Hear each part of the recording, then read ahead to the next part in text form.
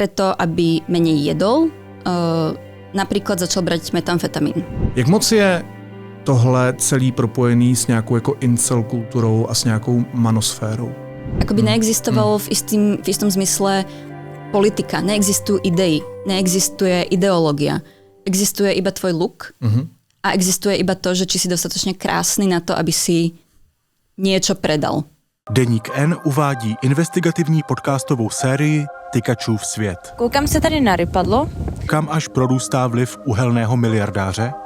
Který teda už podle mě víceméně jako de facto nic netěží. Podcastovou sérii Tykačův svět uslyšíte od 26.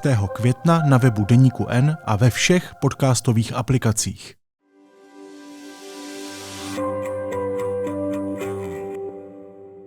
Já jsem Filip Titlbach a tohle je Studio N. Celý díl najdete tradičně na herohero.co/Studio N a dostupný je taky všem klubovým předplatitelkám a předplatitelům Deníku N. Moc si vážíme toho, že podporujete nezávislou žurnalistiku. Mám velkou radost, že je se mnou po čase ve studiu Karolína Klinková, redaktorka Deníku N, která píše hlavně pro Kontext N, naší přílohu, a která v poslední době zkoumala fenomén nebo subkulturu luxmaxingu. Karolíno, vítej, ahoj. Ahoj, Filip. Když řekneme luxmaxing, tak o čem se vlastně bavíme? Jak bys to definovala? Luxmaxing to je veľmi vágne slovo, ale je to povedzme, že fenomén, online fenomén. Môžeme o tom premýšľať ako o nejakom online trende aktuálnom, pretože práve teraz to je niekde proste úplne na svojom vrchole a veľmi veľa ľudí to vidí na nejakých sociálnych sieťach, v mainstreamových médiách, takže v tomto ohľade to je určite trend aktuálny. Ale zároveň sa nad tým dá uvažovať aj ako o nejakej širšej subkultúre, ktorá má nejaké svoje vlastné korene, svoju vlastnú históriu. A hlavnou myšlienkou toho celého je vlastne to, čo vychádza už z toho názvu celkom, akože jednoducho sa to dá vydedukovať. Ide o maximalizovanie tvojho looku. To znamená, hlavná myšlienka je, že sa máš snažiť, ako vieš, aby si čo najviac vylepšil svoj vzhled. No, jak vidíš, já mám dneska hodně lux minimizing, ale dobře, pojďme se pobavit o tom, proč na mě v poslední době neustále vyskakuje luxmaxing na YouTube, na TikToku, na Instagramu, proč o tom píšou celosvětová média, proč ty ses vlastně do toho takhle zažrala do toho tématu v posledních týdnech? No, stalo sa to, čo sa stáva často s rôznymi takýmito trendami alebo subkultúrami. Tá subkultúra žije nejakým svojim životom, má svoj proste svet, svoju nejaké normy, nejaké pravidlá a dotýka sa to vlastne len tých pár ľudí, ktorí to riešia. Majú svoje fóra, majú svoje diskusie, majú svoje stránky, majú svoje nejaké kanály. A stalo sa vlastne to, že väčšinou sa pri tých trendoch stane to, že vlastne ľudia majú pocit, že sa to objavilo úplne z čistá jasná. Jasne. Akurát sa stalo to, že z tých príspevkov, ktoré boli niekde zahrabané v nejakej okrajovej časti internetu, niečo vystúpa, niečo sa chytí, buď nejaký konkrétny príspevok, alebo nejaká osobnosť, ktorá tú subkultúru reprezentuje a vlastne sa to prejaví v tom mainstreame. A presne to sa stalo s luxmaxingom. Dobře, a je to jako nová verze takové té fitness kultury, skincare, prostě kultury, pití mači a tak dál. A nebo je to něco, co jen tak nezmizí, co víš, jako jen tak nevyšumí jako všechny ostatní trendy a internetové fenomény? No, ono s týmito subkultúrami, bavili sme sa o tom s expertom na internetové kultúry Aidanom Walkerom zo Spojených štátov a on hovoril, že pri týchto trendoch je väčšinou tá trajektória taká, že máš tú subkultúru, ktorá nejak proste žije, potom príde trend, kde sa toho chytí o mnoho viac ľudí a potom postupne ten trend začne upadať. Je možné, že už sme zrovna v tejto fáze, ale väčšinou, čo sa deje, je, že vlastne tá nová hladina toho, koľko ľudí to pozná, koľko ľudí tým možno nejak aj žije, už je vyššia, ako bola na počiatku. A k tej tvojej otázke, že či to je len nejaká iná forma nejakej optimalizácie seba starostlivosti, fitness kultúry, ja si myslím, že to na to rozhodne ako nadväzuje, pracuje to s rôznymi konceptami, technikami, hlavne tými nejakými ako fakt vyhrotenejšími, nezdravejšími.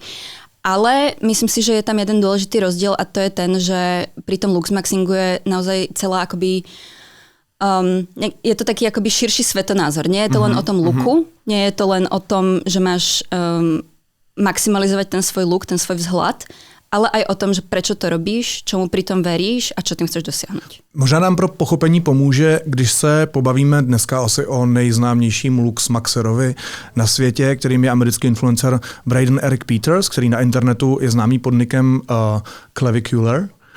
Co o něm víme? Clavicular má 20 rokov, je to mladý muž zo Spojených štátov, myslím, že vyrastal v New Jersey. On sa luxmaxingu venuje už 5-6 rokov. 5-6 rokov pridáva obsah, ktorý sa tohto týka. Bol teda súčasťou tej subkultúry už dlhšie. Čo sa ale podarilo jemu, čo sa nepodarilo vlastne žiadnemu z týchto influencerov, ktorí sa tejto téme venujú, je, že prepojil vlastne veľmi šikovným spôsobom tú subkultúru s novými formátmi, ktoré dnes proste idú na tých sieťach. On z tých akoby fór zahrabaných niekde sa mu podarilo vlastne prekopať do toho mainstreamu a to tým spôsobom, že pochopil, že čo fičí je videoobsah, nie už nejaké fóra písané alebo proste blogy alebo tak, ale je to práve to video. Začal streamovať na platforme Kick, čo je tak možno druhá najznámejšia platforma po Twitchi, videostreamingová. Je to taká menej viazaná, trošku vulgárnejšia platforma, podobná Twitchu. No a on tam teda streamuje dlhé hodiny, každý deň. A čo sa deje potom s tým obsahom je, že veľmi šikovne začal ich on, alebo proste jeho armáda tzv. Kliperov, vysekávať krátke výseče z toho, čo tam na tom kiku padne. Väčšinou tie úplne najodbrzdenejšie, také ako najchytlavejšie. A vlastne teď chytají mě. A to je to, co ja teďka vidím na TikToku a tak dál. Presne tak, pretože nikto nebude pozerať, alebo niekto zrejme hej, ale menej ľudí si zapne jeho niekoľkohodinový stream, než že by, vieš, ku viac ľuďom sa dostane to presne na TikToku alebo na Instagramu. A on presne prepojil ako keby ten obsah s tým formátom, ktorý dneska fičí a ešte na to nalepil niekoľko veľmi veľkých kontroverzií, o ktorých veľmi správne usúdil, že pritiahnu pozornosť. Čeho on chce na sobě dosáhnout? Co je dneska ten ideál krásy, ke kterému se snaží přiblížit? Teď myslím teda mužské krásy. Tak ako o tom uvažujeme pri ženách, tak ten ideál krásy sa ako keby extrémizuje. Je to podobné aj pri mužoch, ako keby extrémizácia toho, čo už poznáme, že sme si nejak akoby vážili na tom mužskom vzhľade už veľmi dlho. To znamená byť čo najvyrysovanejší, mať čo najvysekanejšie akoby maskulínne, hypermaskulínne črty tváre, byť štíhly, zároveň svalnatý. Luxmaxery konkrétne majú naozaj celú akoby takú vyslovene matematiku toho, ako ten look má vyzerať. Pracujú s rôznymi ako uhlami v tvári, napríklad, že uhol medzi nosom a očami, alebo uhol očí, ako vlastne ich máš akoby zašikmené. No a oni majú vlastne takúto konkrétnu predstavu, ale vychádza to naozaj z nejakých ako veľmi hypermaskulínnych predstav o tom, čo je to vlastne byť krásny. On tady Braden tvrdí, že si začal už ve 14 letech píchat testosteron, že si tloukl kladivem a pěstí do čelisti, že se připravuje na plastickou operaci a to všechno právě s tím cílem, aby se stal vlastně nejpřitažlivější verzí sama sebe. Nakolik tyhle jeho praktika vlastně jeho jako takovýho sledují další mladí kluci, kteří toho chtějí taky dosáhnout?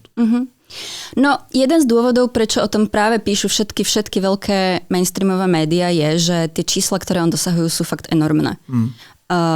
Na TikToku ho sleduje, myslím, vyše 900,000 ľudí. Na Instagrame myslím, že vyše 300,000, ale tie klipy, o ktorých sme sa bavili, naozaj ako keby nemusíš ho ani sledovať, aby sa k tebe dostali. Majú milióny, desiatky miliónov zhliadnutí. Je samozrejme otázka, koľko ľudí tie veci sleduje, pretože je to z ich pohľadu nejaký ako bizár alebo extrém, ktorý proste ťa zaujíme, pretože je tak veľmi extrémny.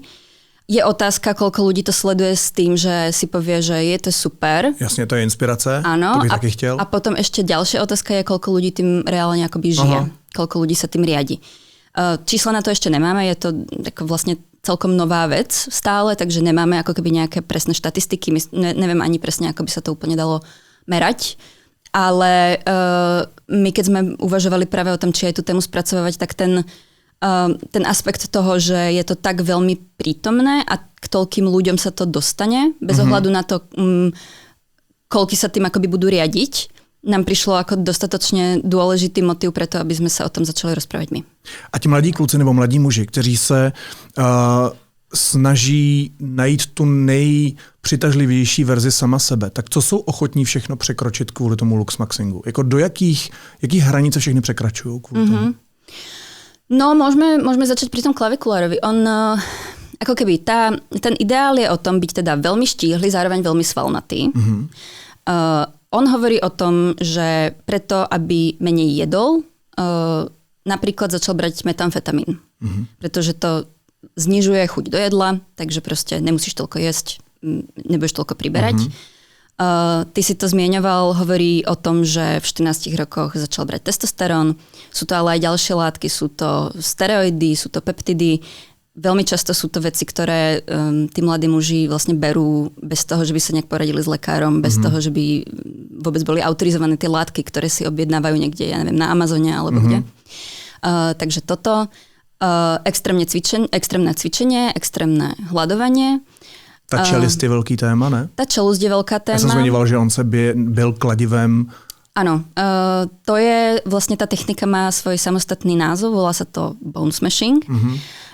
Logika za tým je tá, že keď si vlastne tupým, tvrdým predmetom budeš udierať do tváre, tak by sa ti mali vytvoriť nejaké akože mikrozlomeniny, ktoré keď sa ti potom začnú liečiť, zrastať, tak ti tam vzniknú také akoby uzlíky na tej čelusti, na tej kosti a tá kosť bude tým pádom výraznejšia. Je to hlúposť. To je dobré asi povedať. Proste lekári hovoria, že vôbec nič z toho proste neplatí. Je to úplná blbosť. To je jedna z asi najdiskutovanejších techník a potom ešte jedna známa, tá už je akože skôr ako bizár, než niečo vyslovene nebezpečného je mewing. To je taká technika, ktorá ti takým akože špeciálnym žúvaním má posilniť tie svaly. Že si akoby cvičíš tie svaly v tej... Tím, že žvíkáš prostě silně a dlouho, tak... Ano. No a když si rešeršovala tohleto téma, tak narazila se na nějaký jako šílený videa těch lidí, kteří jako zkoušeli dělat tyhle ty věci, aby právě dosáhli tohodle maximalizování svého vlastního vzhledu? Videla som pár videí s tým bone smashingom a to bolo teda nepríjemné sa na to dívať. Ty lidi se můžou ublížit. Samozrejme.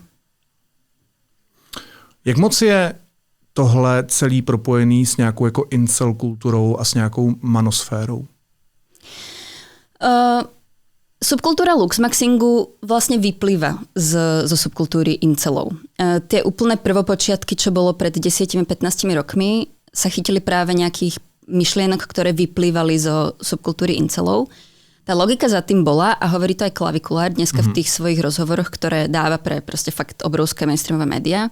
Vždycky, keď sa ho spýtajú, že čo je tá tvoja hlavná motivácia, tak on začne recitovať takú tú poučku incelov, že 80% žien na tom dating trhu si vyberá tých najlepších 20% mužov. A jeho reakcia na akoby tento stav, ktorý je teda neželaný z jeho pohľadu, je, že máš maximalizovať ten svoj look, že aby nemáš si bola iba, v tej 20, aby si bola, áno, aby si bol v tej 20-ke. A to je teda tá odpoveď. To je to, ako máš ako keby hacknúť to, čo sa udialo na tom dating trhu. Takže to sú tie prvopočiatky. Je ale strašne zaujímavé, že keď sa začneš zrovna pri tomto konkrétnom influencerovi dívať na to, čo hovorí, ako sa správa, tak ja som nadobudla pocit, že on akoby trošku už oddriftoval od tej incelskej subkultúry. Keď sme sa o tom práve bavili s Aidanom Volkerom, on to nazval tak, že inceli a luxmaxery nie sú bratia, ale bratranci. Je tam strašne zaujímavé to, že on ako keby, síce ti bude recitovať túto mantru, ale keď sa dívaš na to, čo robí a čo hovorí, tak to znie, že jeho vlastne tie ženy dneska už až tak veľmi nezaujímajú. Nedávno napríklad na svojom streame hovoril, že ako keby tráviť príliš veľa času so ženami akoby nudné, otravné a jeho vlastne akože vôbec nebavia. Hovorí o nich ako o femoidoch. Femoidoch, čo je teda spojenie slov female a humanoid.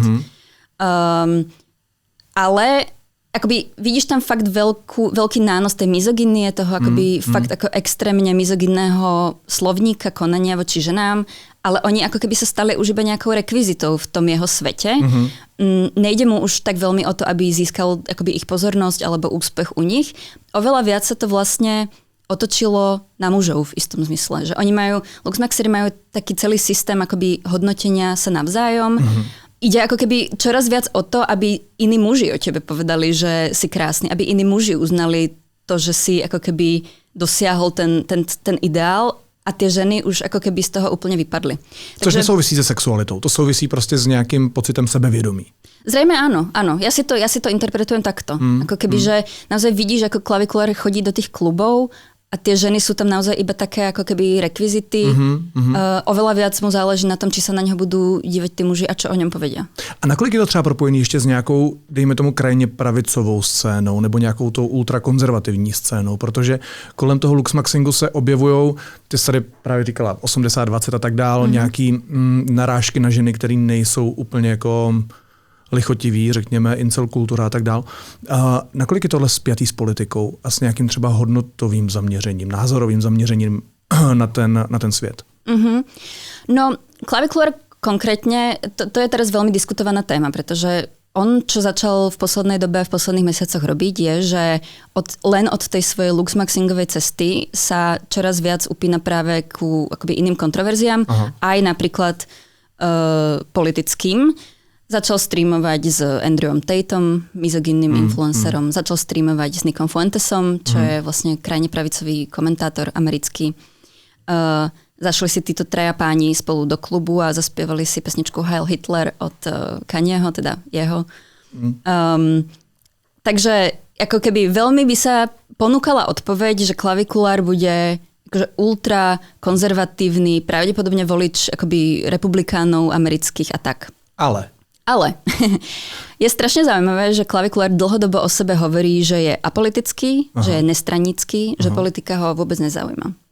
A keď v tom vlastne ako pobudne, že začneš to nejak interpretovať, fakt to akoby vôbec nedáva zmysel. On naozaj hovorí, bola taká situácia, pýtali sa ho, že či by napríklad volil za prezidenta demokratického kandidáta alebo J.D. Vansa, súčasného viceprezidenta republikánskeho, a on povedal, že toho demokrata, pretože ten vyzerá lepšie. Takže aj keď sa možno akoby ponúka odpoveď, že on musí byť teda jasný, proste krajne pravicový volič, tak on vlastne ako keby úplne, on tú politiku vníma ako otázku vzhľadu. Jemu je jedno, aký je tvoj obsah politický, jemu je vlastne jedno, čo hovoríš, aké sú tvoje idei, aká je tvoja ideológia. Jemu záleží na tom vzhľade a čo sa týka tých spoluprác s tými ďalšími influencermi krajnej pravice, tak on vlastne hovorí hrozne banálnu odpoveď, ktorá ale nakoniec je možno fakt akoby jediný kľúč, aký môžeš interpretovať jeho chovanie. On hovorí, že jemu ide iba o obsah. A vie, že jemu proste čím väčšia kontroverzia, tým viac obsahu bude zaujímavého, tým viac klikov bude mať, tým viac peňazí zarobí. Ale proč tomu věří? Proč Luxmaxeři věří tomu, že veškeré životní úspěchy a veškeré životní neúspěchy jsou předurčené právě tím vzhledem? Ja myslím, že to sa odvíja vlastne od tej incelskej mantry, že tam je niekde ten proste prapočiatok toho, že vlastne ten vzhľad ti mal zaručiť úspech u tých žien. Akurát, čo sa stalo, je, že oni ako keby tento koncept, túto logiku maximalizovali, úplne ju ako keby dohnali do všetkých aspektov života, či už je to pracovný, či už je to finančný. Proste uverili tomu, že táto formulka platí pre úplne všetok úspech alebo neúspech, ktorý v živote môžeš dosiahnuť. A vlastne tým začali, ako sme sa teraz bavili o tej politike, čítať aj spoločnosť. Ako by neexistovalo v istom zmysle politika, neexistujú idei, neexistuje ideológia. Existuje iba tvoj look a existuje iba to, že či si dostatočne krásny na to, aby si niečo predal. Zároveň na druhou stranu, jako není to tak trochu, víš, jako ruku na srdce, jo? V tom světě jako globalizovaných sítí, influencerů, různých firm a reklam a tak dál, tak není v kariéře pro tuhle mladou generaci přece jenom jako přinejmenším velmi výrazně podstatné, jak vypadají víc, než nakolik jsou pracovití, jestli jsou slušní, jestli jsou laskaví, jaké mají vzdělání formální a tak dále. Není přece jenom ten vzhled v tomhletom smyslu fakt jako extrémně důležitý, že se možná není čemu divit, že ten svět takhle oni čtou, takhle ho pochopili a podle těch pravidel teď takhle hrajou? Toto je otázka, nad ktorou ja som veľa uvažovala, konkrétne aj ešte vlastne v kontexte toho, čo nazývame beauty privilege. Hovoríme o tom väčšinou ako u žien, ale vlastne sa to dá určite vzťahnuť aj na mužov. My máme výskumy, že napríklad u tých žien, že keď akoby splňaš nejaké štandardy krásy, ktoré sme si nejak akoby spoločensky nastavili, tak máš väčšiu šancu uspieť napríklad na trhu práce. Máš nejaký akoby zľahčený prístup k veciam. Takže ja v istom zmysle akoby rozumiem, kam ty mieríš a vlastne do istej miery s tým súhlasím. Akože tvoj vzhľad vie byť v tvojom živote asset. Proste vie to byť nejaká vec, ktorá ti dokáže pomôcť. Alebo ublížiť. Čo je ale veľmi problematické je, že oni ako keby úplne zabudli na to, že by existovalo možno aj niečo iného. Čítajú tak úplne všetky ľudské väzby, čítajú tak úplne všetku ľudskú snahu a úplne ako keby vymazali všetko okolo. Úplne stiahli to na úplne všetky aspekty života a vymazali všetko, čo by možno mohlo byť nejakým ďalším nánosom. On se mimochodem kolem toho luxmaxingu v podstatě vytvořil skoro vlastní jazyk. A ty už si tady zmiňovala několik věcí. Hunter Eyes, bavili jsme se o těch očích toho lovce, řekněme. Mogging, chat a tak dále. Když ses ponořila hlouběji do toho tématu, tak s jakými výrazy ses tam setkala? Na co si narazila všechno? No tieto sú, myslím, také najznámejšie. Ten chat... Chat je ako keby ten ideál. Aha. To je ten človek, ktorý spĺňa vlastne všetky tie ideálne veci, o ktorých sme sa bavili.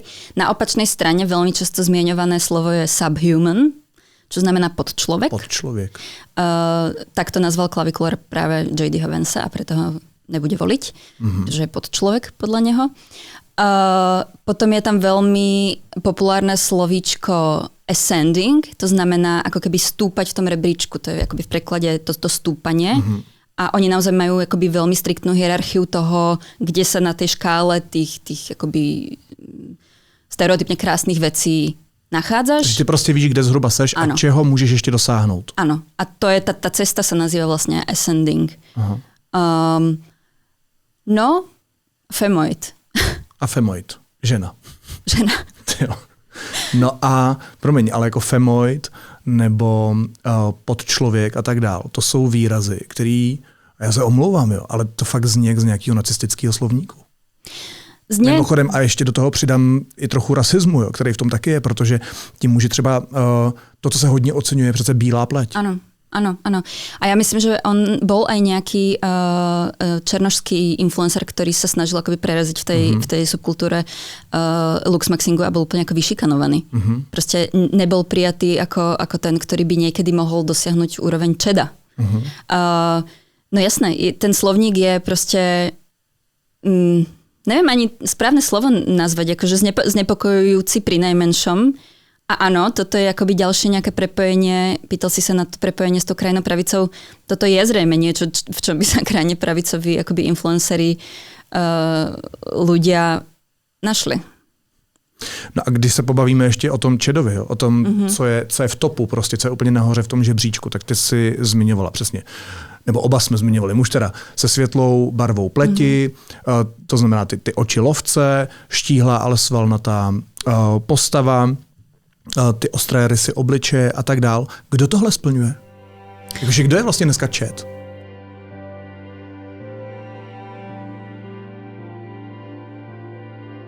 Ten subhuman, no jednak akoby je to človek, ktorý teda nenaplňuje tie ideály a druhák z tejto logiky je to niekto, kto teda tým pádom nikdy nebude úspešný. A proč sú na ten luxmaxing citliví hlavne ti mladší kluci nebo ti teenage kluci? Nejaká podpora toho sebavedomia je super vec. Akurát, že medzi podporou sebavedomia a nejakou ako seba péči a potom nejakým naozaj bone smashingom je akoby veľmi tenká hranica často. Celý díl si můžete pustit na herohero.co/Studio N a dostupný je taky všem předplatitelům a předplatitelkám klubu Deníku N. Moc všem děkujeme za podporu.